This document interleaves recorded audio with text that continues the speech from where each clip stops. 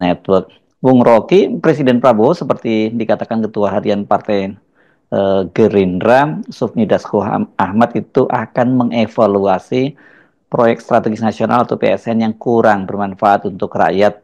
Dan Prabowo, kata Dasko, paham pasti ada yang nggak happy lah dengan langkahnya itu. Siapa lagi yang dimaksud nggak happy ini kalau bukan oligarki dan tentu saja Jokowi ya, karena ini kan PSN adalah warisan dari Jokowi. Sebetulnya dari awal semua yang disebut proyek strategis negara itu tidak pernah diterangkan strategisnya di mana dan mengapa mesti disebut proyek strategis negara itu. Satu-satunya alasan adalah keinginan Presiden Jokowi waktu itu untuk memamerkan keberhasilan fisik pembangunan, itu dasarnya itu. Dan itu yang kemudian menggerogoti anggaran. Jadi kalau sekarang semua menganggap bahwa Prabowo memang harus mengevaluasi seluruh perencanaan dan pemborosan anggaran di PSN, itu yang masuk akal.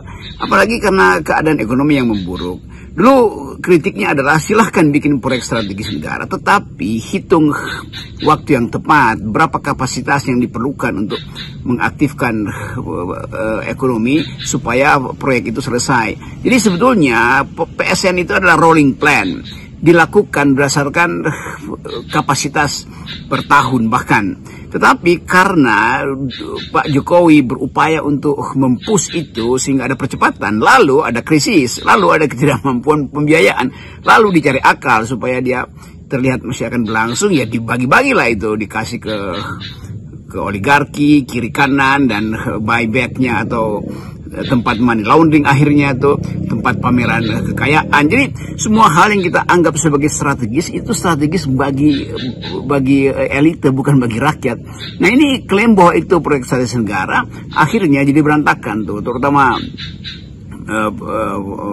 Partai Indah Kapuk sekarang, yang kemudian memang harus dievaluasi karena tekanan rakyat itu merasa bahwa ini buat apa pentingnya tuh. Jadi kita ada di dalam, pada akhirnya mulai melihat semacam duel kelas di situ antara rakyat yang bergerak karena tuntutan keadilan dan antara oligarki yang dengan modal besar berupaya untuk memanipulasi seluruh regulasi. Jadi di situ saya kira kondisi kita hari ini, dan karena dimungkinkan untuk dievaluasi dalam kesempatan Pak Prabowo menyebutkan bahwa rakyat yang utama, maka tentu proyek-proyek strategis nasional yang hanya berorientasi pada kepentingan para akumulator itu harus dihentikan, kan dasar pikirannya begitu tuh. Jadi kita tagih aja sebetulnya pada Pak Prabowo, konsisten nggak dengan dalil, dengan paradigma pro rakyat, itu dasarnya. Dan tentu mereka yang berupaya untuk mempertahankan proyek-proyek ini yang mungkin udah keluar biaya awalnya, itu harus ditagihkan pada pemerintahan sebelumnya yang aut-autan membuat perencanaan, kan.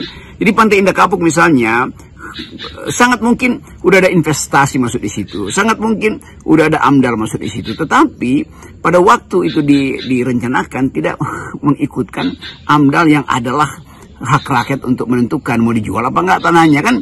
Itu dasarnya. Bagi investor mungkin menganggap ya itu urusan pemerintah.